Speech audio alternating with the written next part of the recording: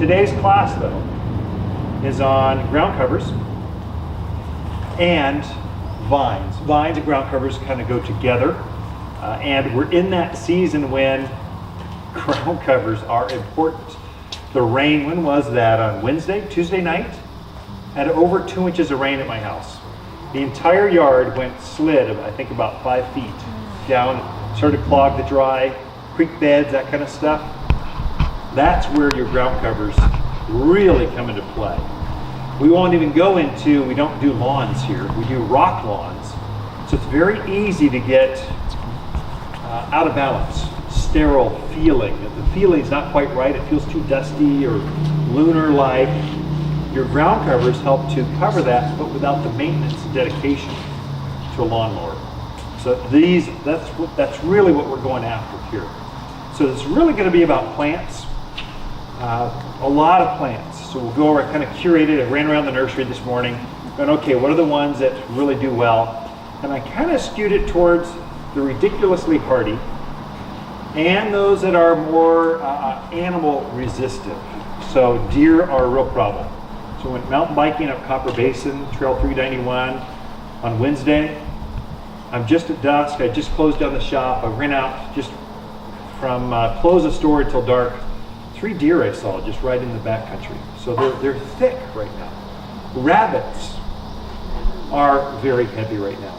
And of course, javelina, the wild pigs, they're always after us. And so I've got experiment gardens that we just see which ones they won't eat, which ones they will. And this is generally my herds don't eat them. Your herds might, not all of them read the same list, but generally they have certain flavors they really, really like, some flavors they don't like. So ground covers, there's nothing better for erosion control than ground covers. Absolutely none. Especially if you've got that classic 2-story house dug out on the side of a hill. The vistas are spectacular, but you're just on this hill. My hill is literally like this. I've got a 3-story difference between the front yard, maybe 4, between the front yard at the street all the way to the bottom of the property. But I got a great view of Granite Dells. I mean, it's spectacular, but it's a challenge to deal with that. And so erosion's always something I'm dealing with. Every time we get a major rain, that's something I have to watch after. So for me, in my own gardens, I've done a lot of raised beds. So at the bottom of the hill, I simply took some retaining block and then I backfilled. Because my soil is awful. Heavy, heavy clay soil. On a north slope, so it never dries out. Snow hits that, stays on it, where it gets moist, and it takes days and days for it to dry out. So I tend to overwater things, and I kill things by overwatering. I cannot grow a manzanita in my own yard. I kill 5 for 5, killed them all, because the heavy clay soil. Manzanita like to be super dry, and my soil just doesn't do that. So I've created some raised beds to kind of give me this stair steps. It's pretty. It does up my game as far as gardens go. But the bottom of the property, below the pond, I don't want to do that. It's too far away. I just want to plant. So there I've used ground covers to kind of help create, to retain the soil so it holds it in place, and to soften it just so it looks more garden-esque. So these are some of the plants I've used. Many of these I've grown. In fact, almost all of these I've grown at several of my properties over the years. And so I've got the native section. I've got just vines, nothing but vines. I've got perennials, things if I want more color, but I want them to creep in, mainly rock gardens. I was thinking in those terms. And then the shrubs that tend to grow low but really wide. And so those are kind of how I curated or collected the different plants for you today. So between those, why don't we get started with the native stuff. Hardcore, these things grow wild out in the landscape. And so one of the ones I've used often for erosion control is this sumac. This is low grow sumac. It only gets this high. So just knee high, and then it spreads like this. Sumacs are so happy here, they tend to run. So they'll come up, this thing by itself will get about 5 feet wide. So think about this wide like this. Then it will tend to run, send a sucker up. It will keep running and coming up. And as long as it comes up in a place you like, keep it, encourage it to grow. If it comes up in a place you don't like, it's pretty easy to take a shovel and pump it out, and pretty low maintenance. This one happens to be famous in the fall for its fall color. It's here in October, another couple months from now. Brilliant orange color. Very bright. So with this one, I would put a drip emitter right at the base of this for 1 year, and then after a year's worth of root growth, I'd cut it off of all care. So it doesn't take anything. It's native, true native. If you want to keep it growing, so in other words, it's not quite wide enough for me yet, I might fertilize and keep it on the drip system to kind of keep it going. But sumacs, all sumacs do really well here. This happens to be the shortest of all the sumacs, low growth sumac. Okay. Is it I don't know anything. It's not evergreen. It's deciduous. Because it's changing color. Correct. Yeah. Things that change color. And what about light exposure? Light exposure is going to be blistering hot. I want to be closer to the sun, kind of heat. That south facing. It's going to love the heat. Now one that's more flexible. Now did I mix them up? Here we go. This is one that grows wild up in the Bradshaws, up in the ridge lines. This is a Mahonia, or creeping Oregon grape, would be another name. This only gets this tall, but then it spreads like this. Now in the wild, it's growing in the shade. If you want it to grow in the sun, it does that very well as well, but you want to put it on a drip system. But for a soft, lacy evergreen, this creeping Mahonia is an exceptional Arizona plant that just looks like this all the time. It will get a little yellow flower in spring, usually in March, April, somewhere in there. Gets a real pretty yellow flower, and then it's called Oregon grape because it puts on a little tiny berry, a grape, that the birds dearly love. They actually make Mahonia jelly sometimes, although you'll never get enough fruit off of this. The birds will beat you to it every time. So if you're into birding, this is a great native plant. Grows wild here. So if it's in the sun, it needs to be kept off. I would give it until it gets really established and starts overgrowing itself and shading its soil. I would keep it on a drip So its height system. is about the height from the top, or no higher than that? So this is very mature. Oh. Very mature. It is 10 down. Yeah, this is as tall as it's going to get. It will go sideways. Okay. 10? Yep. I did one of those in my yard and tried to keep some moderate watering on it, but I noticed that the leaves around the edges would start turning brown. You're overwatering probably. Okay. So the leaves are starting to turn brown on a native. Usually it's getting too much moisture. So because they're so drought hardy. Okay. A couple of probably the most famous, not really native, but tough as nails like a native, creeping rosemary. Creeping rosemary gets about, I don't know, 1.5 feet tall, and it spreads like this. Rosemary is great in that you can use this. It smells like rosemary, because it is rosemary. You could use this in the kitchen if you wanted. It's evergreen. The reason I like rosemary in my yard is that it blooms so long. It starts blooming in the end of February, March, here in the mountains. Real pretty lavender, kind of covered in lavender flowers. Just has this nice new growth in the spring and summer, and then in the fall it will go back into bloom again. It's a great pollinator. So bees, hummingbirds love the rosemary flowers. In fact, a little trick, if you're having problem pollinating your fruit trees, put a few of these out near the fruit trees and they will bloom. About the time your fruit trees are blooming, it'll pull the bees in and help them pollinate your fruits and the flowers, kind of a symbiotic thing that works together. It's a great evergreen plant for here, and it just naturalizes so well. This one happens to be Huntington carpet, which is one of the hardier varieties. For those of you tuning in on live Facebook, be careful which rosemaries you grow. Not all of them are hardy at this elevation. Some of them are actually desert varieties. So do your research and know who you're buying it from, or ask the neighbor which variety they're growing. But Huntington carpet has proven itself over and over again as one of the more robust, creeping rosemaries. The creepers are the ones that are more sensitive. The upright rosemary is a little tougher. Your creepers, there's just a couple that really grow well in the mountains of Arizona, and this is one of them. And what about light? Full sun. Animals don't eat it. It's just a great little plant for here. Junipers, of course, we're surrounded by juniper forest. There's a lot of junipers that grow real low and flat. This is blue carpet. Get that right? Icy blue juniper, or blue carpet, blue rug. Anytime you see those kinds of words, this is as tall as it gets. What is that? 2-3 inches times about 5 feet wide. So truly a lawn replacement.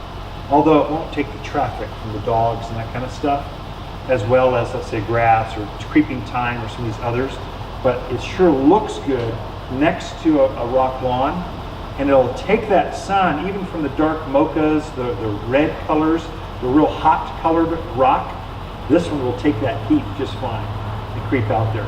We also use these in rock gardens. Some of you have those boulders where you just have these rock piles. This will creep down in between and give you this almost like river flowing through the rocks. It's quite a good look from a design perspective, but it holds this color, this silvery blue. We also have it in green. We've got it in several different colors. But look at the ones that grow low. You know, that's this hip high and lower, and they grow wide. Okay? Evergreen, animals don't eat them. It's good plant. A companion with that, we plant these often together. This is Cotoneaster, or the way you would spell it in your notes is Cotoneaster. So this one grows, this is as tall as it gets, then it creeps out about 5, 6, 7 feet again. So you can see they're good contrast plants to each other. They take the same water requirements, same sun requirements, only this one, they're both evergreen. This one gets white flowers in spring that form little red berries. This is called Thumb Cotoneaster. The most popular or oldest variety is this one. This is called Coral Beauty, a little more aggressive. Gets a little bit taller, but it runs like crazy. So if you need ground cover fast, and I want it to be evergreen, spring bloom, red berries, if you want everything in one plant, this is probably the one. This is the go-to. Coral Beauty Cotoneaster. Gets up about, I don't know, just below knee high, and it runs. Gets these big, long runners. So you can just see these runners coming out, just runs like this. And it'll touch the ground, root, do it again. Very, very good in the mountains of Arizona. Tom Thumb, Coral Beauty. And I have more than that. There's Eichholz, and there's a lot of, I just brought 2. Pick the one that you like the most. There's some that'll call to you. I really like the cranberry Cotoneaster. The berry on it is bigger.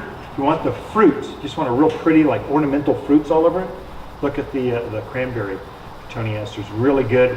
Low growing, aggressive grower, full sun, takes our clay, our sun, just takes our environment really well. It's good for here. Let's continue down the shrub piece, and then I'll go to some of the perennials, and we'll end on the vines. How about that? Okay. So this is, anyone know what this is? Nandina, heavenly bamboo. Very good. Yeah, excellent. This happens to be Harbor Dwarf Nandina. So it's the shortest of all the heavenly bamboos. This one gets up about a foot, no more than 18 inches, about a foot high, and it spreads out to be about 3 feet wide. But it's just soft, lacy. You just want to hug this one. Just so cute. And it's evergreen. The great Harbor Dwarf Nandina. This one, Harbor, yeah, like ship harbor. This one, the brighter it is in the sun, the more sun it gets in the fall and winter, it turns a bright, bright red with a light orange hue to it. If it's more in the shade, and it will grow in full shade, it'll just stay this color.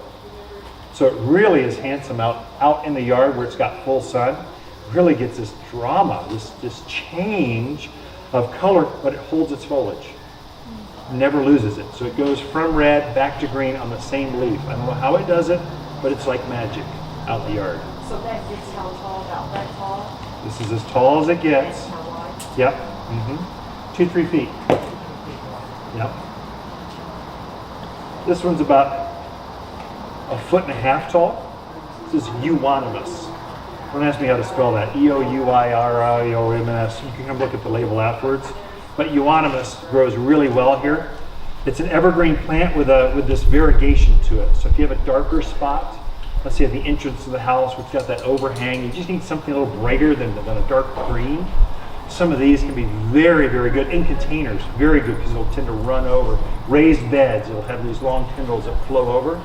This is emerald and gold euonymus. Also comes in straight green, also comes in a silver. So pick the color you like. I brought this one just because I've grown it myself. It does so well. It gets up about 1.5 by tremendous wide. So 6 feet wide, and just has this great evergreen, soft, non-traditional kind of look to it. So it's a nice little plant for here. Then we plant that one often with this one. These two go together quite often. We'll plant these in the same yard. This is a tam juniper. If you've got investment properties, I just bought a new house last week. I'm going to rent it out.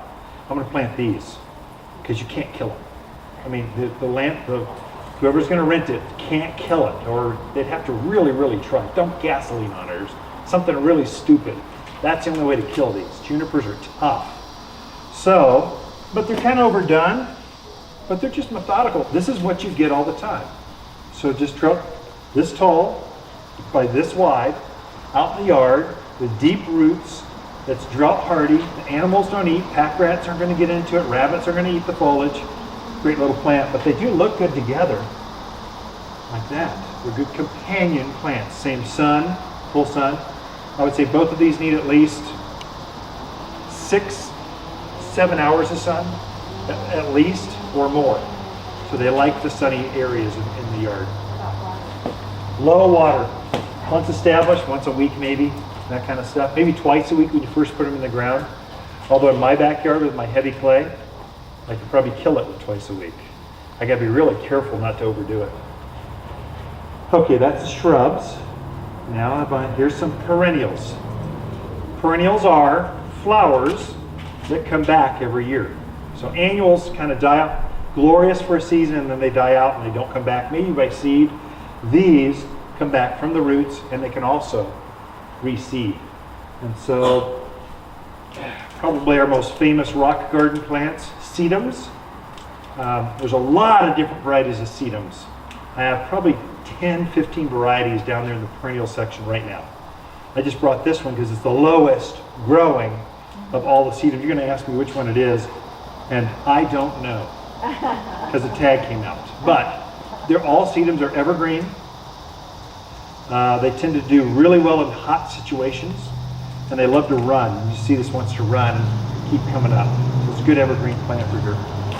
This one I use a lot as a lawn replacement. This is creeping thyme. Creeping thyme, like your herbal thyme. You could use this in recipes. But it tends to grow one plug. I planted a thyme lawn this spring. One plug is now this big around. I'm letting it go to seed. We should trim it. I'm letting it go to seed so the seed will it'll just come up every place. This is like a 2,000 square foot lawn. I have not mowed it once yet. I'm watering it once a week, and it just does really, really great. So it's creeping thyme. Animals don't eat it, and I notice the dogs like it. They come back in the house smelling good, like thyme. The only negative, they tend to spot it a little bit. So if they've got really heavy urine pressure from dogs specifically, especially big like Labrador retrievers, it can spot some. It repairs itself very quickly, but it's the only negative I see with it. But I don't like mowing. It'll take foot traffic, no problem. Foot traffic, yeah, no problem. If let go by itself, it gets up a little taller than the normal lawn, but I'm okay with that. I'll probably trim it back. I've got an electric lawnmower that I use maybe twice a year on this lawn. I've got one at home, one here. That's all I do with it. That's it. So it's really good. Full sun also? Full sun, yeah, full sun. And that's an evergreen? Yeah, evergreen. This is another sedum related to this, only different colors. Now you can have fun with things. Oh yeah, look at that. I put these into container gardens all the time. That's kind of the newest trend, using succulents in containers. I've got a little frog that's dancing in the middle of it. It's kind of real pretty. These little tendrils are now 2-3 feet long. Looks magnificent. So they can go in the ground, or they can go in a pot to wherever you want them. They're very, very flexible. This one's a bronze carpet, I believe. Bronze carpet, stone crop.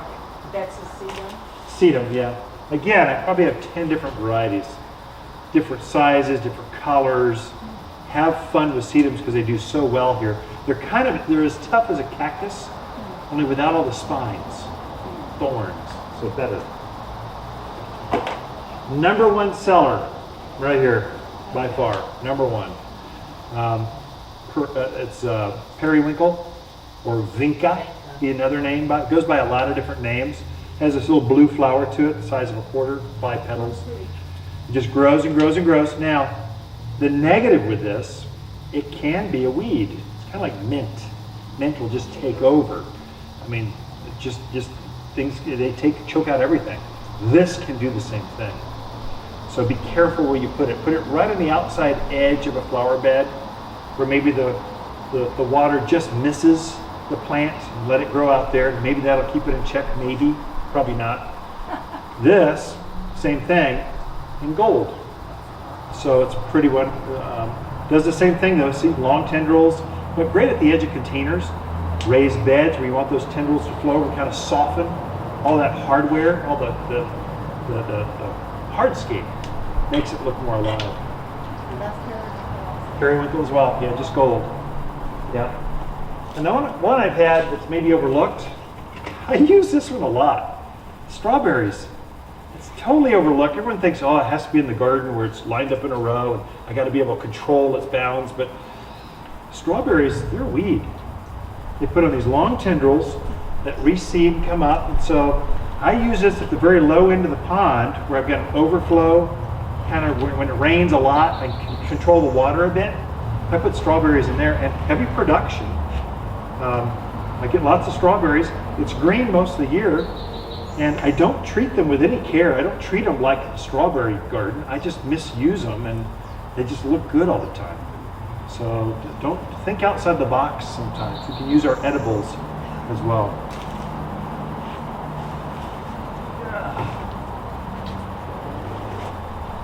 A couple shade plants. Probably my best sun plant. Let's go with that. This is Dianthus.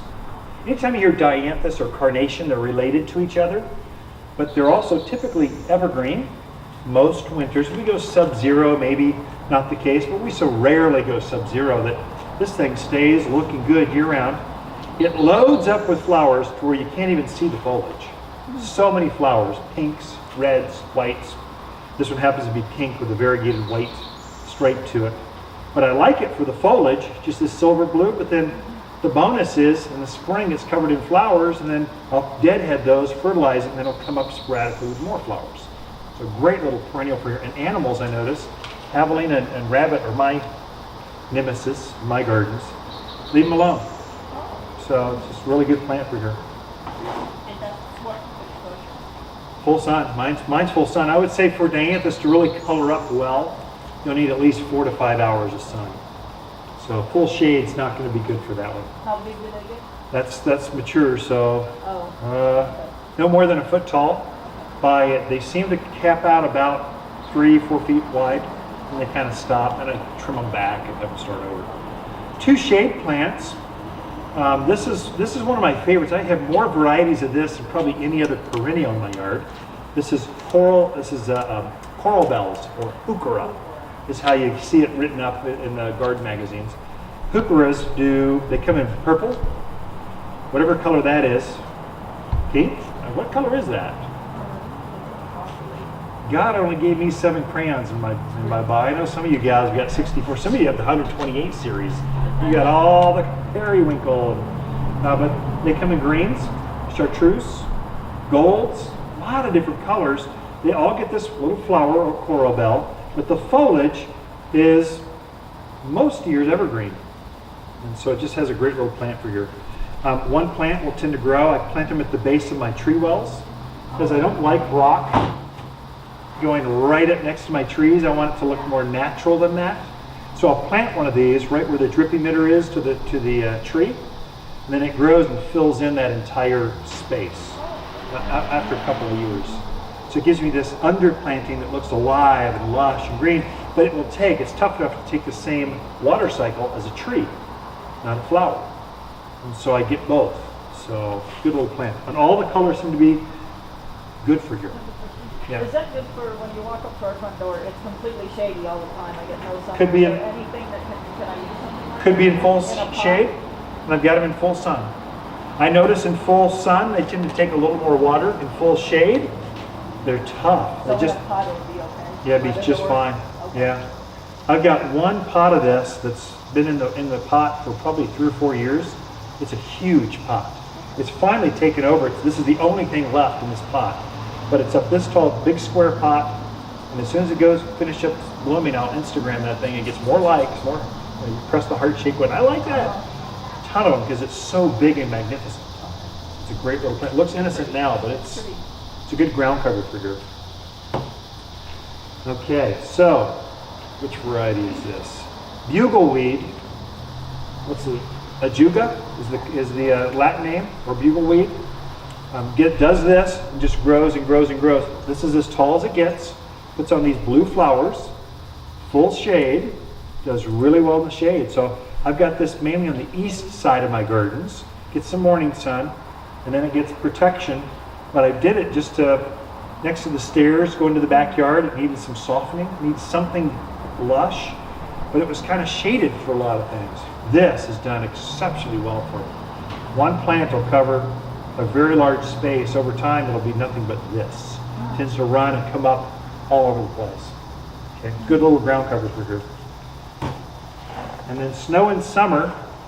This is a spring bloomer, covered in white flowers, but I brought it just to show you how aggressive some of these perennials can get.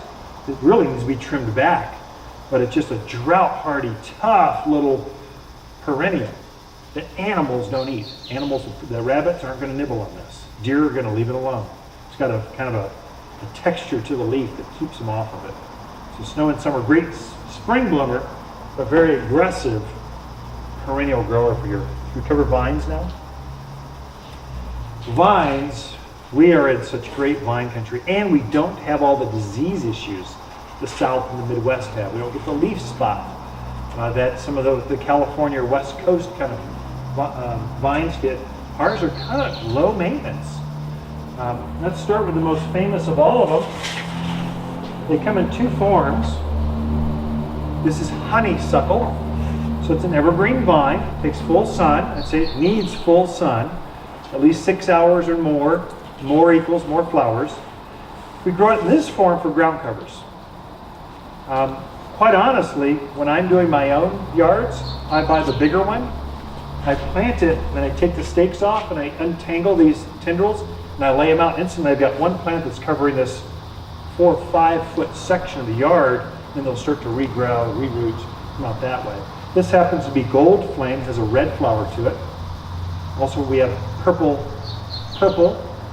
foliage. We've got, this is the traditional one you had as a kid with the cream colored flower to it. You pull the stamen out, it's real sweet to the taste. All of them are good pollinators, all of them are good sweet smelling.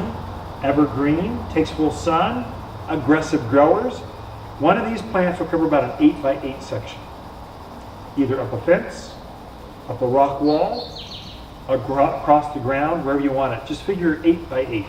That's how the typical honeysuckle will grow. Yeah. I believe they planted some of those outside of our fence. How soon could I take it off the stake and put it on the fence? Right now. How soon could you take it off the stakes? When I plant it, I take it off the stakes immediately. Okay. And they have a mind of their own. They will crawl up. If you stand still long enough, they're going to try to crawl up you. Control where it grows. Get some tie tape or something to separate those tendrils. Force them to grow in the direction that you want them to grow. Otherwise, they'll grow everywhere. Treat them just like a tree or a shrub. So once a week watering.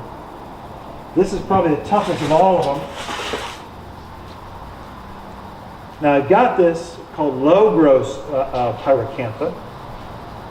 I brought this one because it's more of a ground covery, viney, especially rock walls. Some of you have that dugout, that cutout where it's just sheer rock face. How do you soften that up and make it look good? This is a great one for that. This one happens to be a red berry. Has white flowers in spring that form a red berry. It's evergreen. They're planted, again, separate out the tendrils and you can force it to grow wherever you want. Once established, you cannot kill this. 99% chance you can't kill it. They're just tough. It's an old-fashioned plant I think we need to figure out how to bring back because they're just so tough. The reason people don't like them is because it has old thorn on it. So when you prune it, you want heavy, thick gloves or a gardener. Or a chainsaw. This is probably the softest of all the vines. This is not evergreen though. All the rest of them, well, yeah, this is the only, I've got a couple of deciduous. This one will lose its foliage. This goes native. This is silver lace vine because it has these beautiful bridal flowers will just flow over this thing. One of these will cover an 8-foot chain link fence in a year, just fast, if you're caring for it at all. If you neglect it, it will still cover an 8-foot chain link fence really fast. So it's a tough little plant. It's really good for it. No disease, no issues. It's just flowers every summer. You can count on this white flower. Doesn't really have a smell. Silver lace vine, the most famous of all of the vines. Trumpet vine. This time of year, hummingbirds, I think they've died and gone to heaven. So I brought this one just as a little bit different orange. Usually they're reds kind of colors. We're trying to come up with new colors. This is an orange with a red center to it. What's the name on this? Summer Jazz Fire. That's kind of cute. Trumpet vine. All trumpet vines are the same. Full sun, fast grower. I think Yavapai College does one of the best jobs of trumpet vine in that they grow them up structures. They also use them as ground covers, actually training them to be on the ground. It does well both. You get the flowers both ways. It will lose its foliage in the winter, deciduous. Okay. A native grows wild up in the Bradshaws again, just up in the mountains. This one grows wild. This is Virginia creeper. I think it's got the wrong name. I would call it Arizona creeper, but I have a feeling they found it in Arizona first. Tough little plant. It's most famous for growing up fences because it turns this bright wall of red, tremendous red, but I think it actually makes a better ground cover than it does a creeping vine. But it will do both. Naturally out in the wild, you'll see it underneath the junipers and oaks just crawling up in between the rocks and the boulders. Just tough, tough, tough little plant. It is most famous for the fall because of its red foliage before it loses its leaves. So it is deciduous, but wow, there's nothing more red than Virginia creeper in the fall. Maybe you can just unstake it and let it crawl. I would unstake it. If you want to do it as a ground cover, plant it, pull the stakes off, take these tendrils out, and start training to go in the different directions you want it to go. Force it to go. If you let it go by itself, it'll eventually do it. If you train it, it'll do it like in a year, like right now. Some different unusual things. Let's see if I got a couple that are just unusual. These are two evergreen vines. This is cross vine. In the spring, it has the most magnificent red flower. I mean, kind of like this, only it blooms in the spring, this blooms in the summer. This one's evergreen, this one's not. So if you want a trumpet vine that keeps its foliage, blooms in the spring, early summer, cross vine's the way to go. So a great little plant. It goes down to 0 degrees real easily. It just has this real thick, leathery, evergreen leaf that makes it very tough for here. Animals seem to leave it alone. And hummingbirds, it's blooming as a migration is happening. So they're really attracted to the flower. They're using it as a food source as they migrate north. You get some very interesting, different kinds of hummingbirds into the yard. You plant this out there. It could be a ground cover, or it could crawl up a trellis, could grow in a pot, could grow. It's a pretty aggressive grower. It's going to get big though. This one is called a sausage vine. Terrible name. It's only because it puts a little fruit on that looks like a sausage. It's edible. So, but the claim to fame is the brilliant, just tremendous fragrance the flower has in spring. It's got a real pretty, almost like a small clematis kind of flower to it in spring that will fill the entire garden up with fragrance. I mean, there's probably nothing more fragrant than a sausage vine.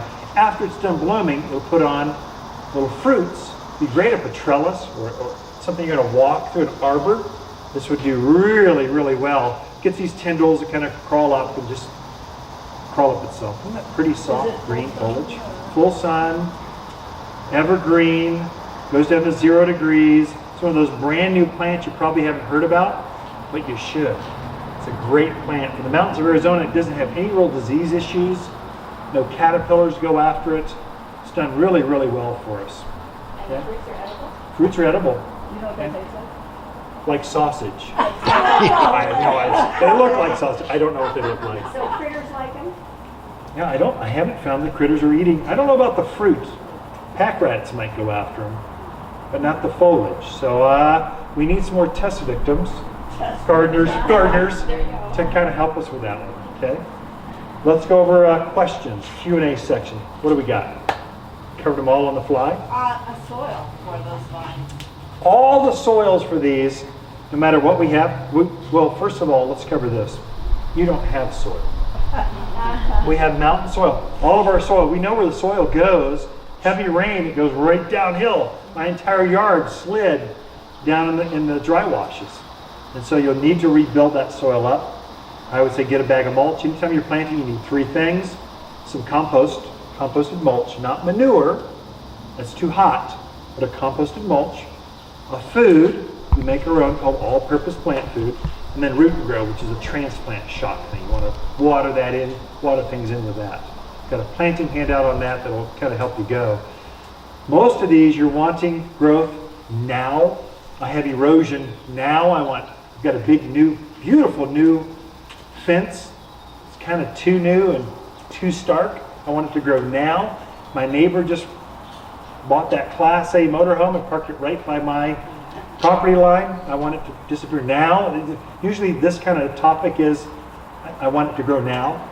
So there you can push the growth until it gets up large enough. I would say for ground covers, the most important thing right now, fertilize. Take advantage of the rain. If you give them a little bit of food right now, you can really double the growth in a season just by timing your fertilizing. So that'd be feed it with the all-purpose 744 food. Your planting's going to be the same. 3 times as wide. 3 times as wide, same depth, Okay. heavily amended fertilizer. I tell you what, the handout, I'll make sure that attachment, you got an 8.5 by 11 sheet that goes over all the schematics, everything you need. I'll make sure that's in an email form to you by the end of the week about that.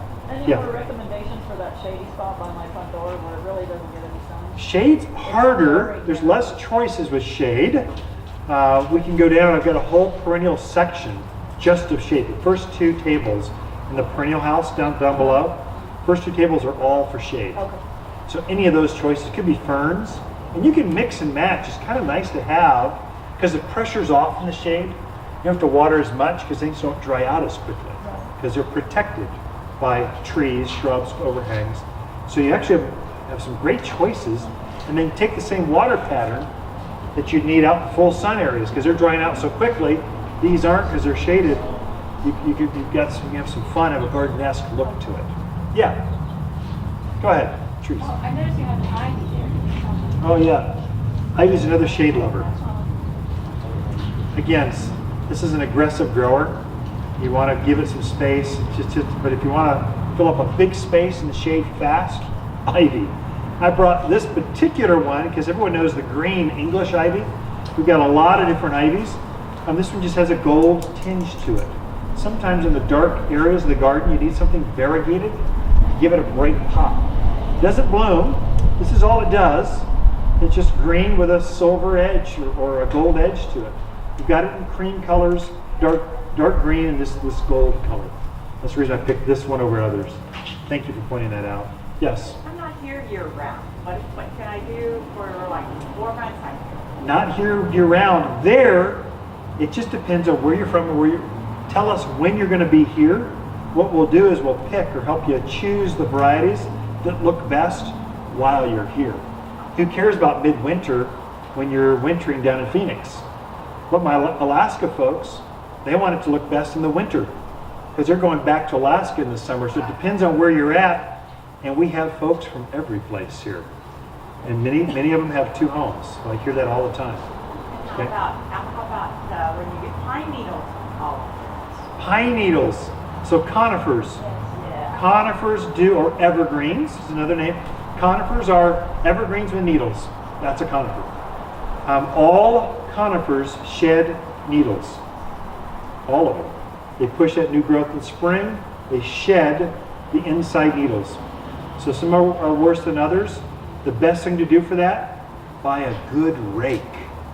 That's the only way to get around And that. you can rake over these ground covers? Many of these you can rake over. Yeah, absolutely. I'd say most of them. I would say not so much the sedums as much, but they can break some. So, but that's where your junipers, cotoneasters, your sumacs, great at taking that raking. So there, tell us what you're doing. We'll help curate the plant selection so you only look at top 5 for that space. Grow in the shade, only in the summer, and I can rake over them. We can show you plants that will do that. You just took your plant selection from here down to, Yeah, but that's, but at least we can get it to you quick. Okay, that's kind of what horticulturalists do. Yes. I wanted to ask more about ferns. Ferns, even with our low humidity, they Yes. can manage. In the shade, ferns do grow. They'll take our cold, no problem. Of course, they grow in the Midwest very, very well. But there are some actual native growing ferns here. There's not very many. There's 1 or 2. So you got to pick the right varieties that'll take that and mainly put them in the shade. If they start to get exposed to the sun at all, even a morning sun, they'll tend to get brown tips on them, and they'll not look as like you want. So yes, you can grow ferns here. Anything else? Thank you for coming. Now, I do have, for you, those of you that attended the class, those of you online, you're going to be jealous. Sorry, you just got to come to the nursery. I do have a 20% off all vines just for the class, just for today. So it's for you guys, kind of just for a reward for coming. Why don't you take some of those and pass them around? So it's for today. You're going to ask, well, what about a tree? What about just vines? Just today, just for you, okay? So no more, it's pretty straightforward. The register knows what's going on. So if you want a vine, it's a good time to put them in. Summer, when the monsoons hit, I can't think of a better time, thank you, to be planting than right now. This is an absolute peak because it's humid, it's warm. You get some, plants aren't just dependent on your drip system only. I think that's part of our problem. Sometimes you plant in spring right before the heat, and we put 1 drip emitter on it. We water it for 15 minutes and expect it to be healthy and robust and grow. It doesn't work that way. You need to have a little more care to it than that. Right now, you can blunder your way through and have success. Kind of like a southern or California kind of gardens. You can just make mistakes, and because it's so humid and rainy, you got some help that plants just take for us. And there's plenty of rooting season left. So things will continue to root till after Thanksgiving, really. So what is that, 3 or 4 months you still have. So our season is so mild and so long, it makes it the start of the monsoon. It's kind of had my best success with gardening. Okay. With that, I'll hang out and kind of answer questions. You can look at the plants, feel free, and I'll just kind of hang here. But before you go, I'll let you clap for me just so that I know.